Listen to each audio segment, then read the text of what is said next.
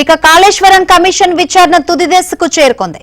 PC Ghosh విచారణలో కేసీఆర్, హరీష్ రావు చెప్పినవన్నీ అబద్దాలేనని చెప్పాలని సీఎం రేవంత్ రెడ్డి నిర్ణయం తీసుకున్నారు. బీఆర్ఎస్ కు కౌంటర్ ఇచ్చేందుకు అన్ని డాక్యుమెంట్స్ ను సిద్ధం చేసుకున్నట్లు సమాచారం.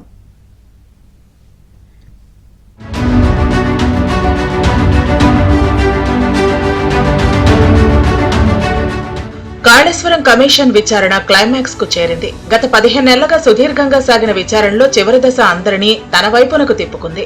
అందుకు కారణం మాజీ సీఎం కేసీఆర్, మాజీ మంత్రి హరీష్ రావు విచారణకు హాజరు కావటమే. పీసీ ఘోష్ విచారణను వాళ్లు పొలిటికల్ మైలేజ్ కోసం వినియోగించుకునే ప్రయత్నం చేశారు. ఇందులో భాగంగా కేసీఆర్ బలప్రదర్శన అన్నట్లుగా భారీ జనసమీకరణ చేశారు. కేసీఆర్ కు సంఘీభావంగా బీఆర్కే భవన్ వద్ద బీఆర్ఎస్ కార్యకర్తలు నినాదాలతో హోరెత్తించారు.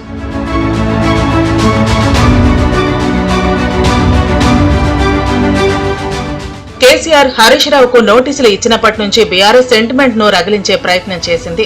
కమిషన్ విచారణకు హాజరైన తర్వాత కాంగ్రెస్, బీజేపీ చేస్తున్న విమర్శలకు హరీష్ రావు కౌంటర్ ఇచ్చారు.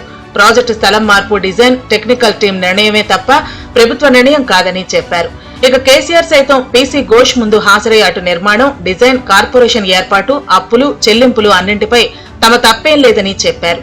ప్రతి నిర్ణయం కేబినెట్ ఆమోదంతోనే జరిగిందని కమిషన్ కు చెప్పారు.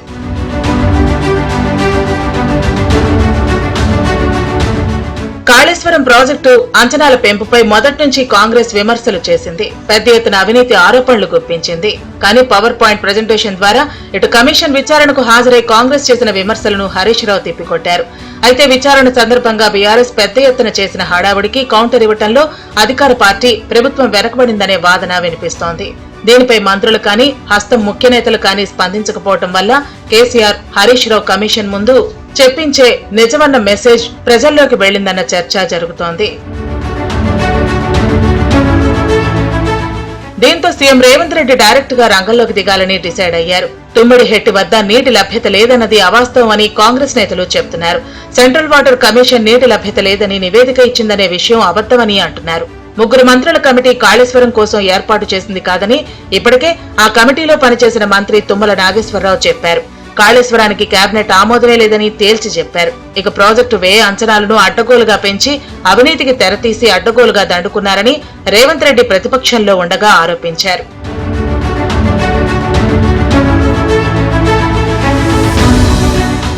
కమిషన్ విచారణలో కేసీఆర్, హరీష్ రావు చెప్పినవన్నీ అబద్దాలన్న విషయాన్ని ప్రజల ముందు పెట్టాలని సీఎం రేవంత్ రెడ్డి నిర్ణయం తీసుకున్నట్లు సమాచారం. నీటి లభ్యతపై సిడబ్ల్యూసీ రాసిన లేఖను కాళేశ్వరం కోసం ఆదేశాలిచ్చిన తర్వాతే సబ్ కమిటీ వేస్తూ తీసుకున్న నిర్ణయానికి సంబంధించిన జీవోలను బహిర్గతం చేయాలని యోచిస్తున్నారు.